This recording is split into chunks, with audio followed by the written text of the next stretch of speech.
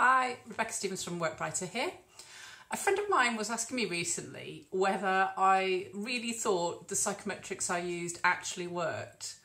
And it made me realise that not everyone understands how the type of tools we use as psychologists, how they are developed, and the fact that there's quite a lot of rigorous science behind them.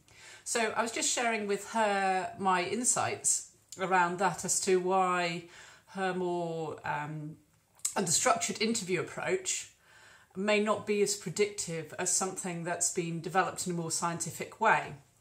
And when you look at scientific methodology, this is about researching the criteria thoroughly so you understand exactly what you're looking for, and then developing a range of ways to measure that. So, for example, if you're coming up with a structured interview, you would talk to people who do the job, and you would create a number of questions and then actually test it before you use it. So, with the psychometric tests, they're tested quite heavily. They usually have quite a large initial pilot group that will be involved, and then usually a very large sample group for the evaluation.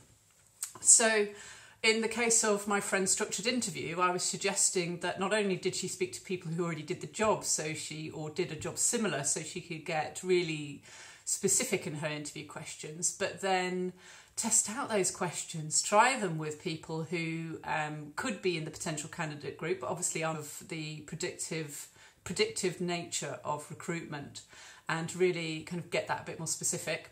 You can find out more at workbrighter.co.uk/secrets. Thank you.